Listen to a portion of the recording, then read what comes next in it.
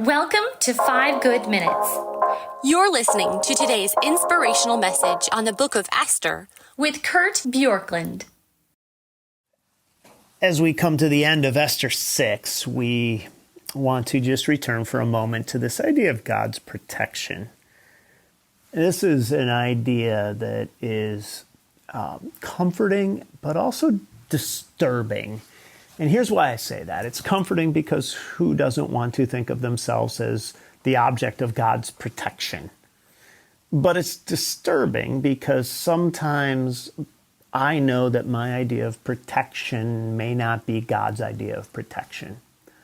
On the day I'm recording this, I found out after I'd come into the church this morning that one of my sons was driving home late last night after I was in bed and hit a deer.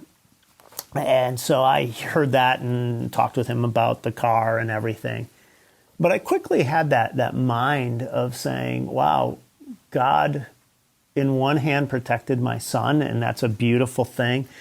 But on the other hand, what if the deer had been, he was on a highway, what if the deer had hit the windshield and my son had lost control of the car and his life had ended?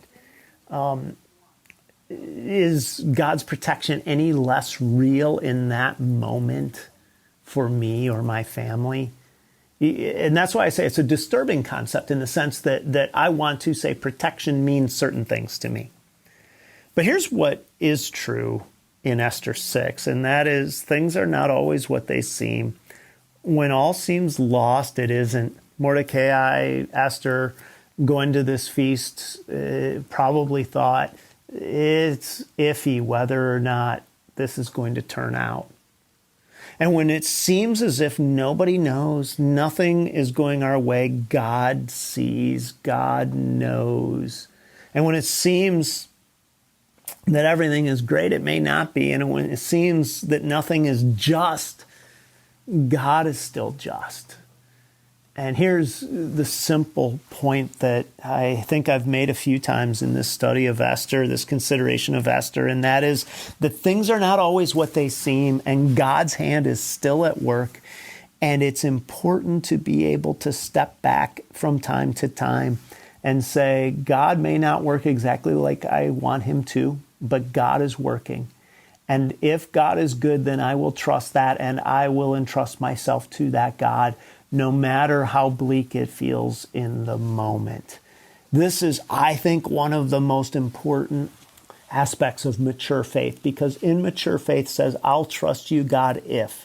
I'll believe in you if you do things the way I want you to do them, if things work out for me the way I think they should work out for me, if you and we try to get God to do things a certain way and control the outcome, rather than saying, I entrust the outcome to you because you are good, you are right, and I know that whatever you choose is the best outcome. So today, I don't know where you find yourself, what situation you're in, but I hope that the story of the Jewish people from the book of Esther, especially chapter 6, reminds you that God is still in charge of your life, that the story hasn't been completely written, and regardless of how it turns out, God is still God, and his ways are better than any other path that you could take or choose to take.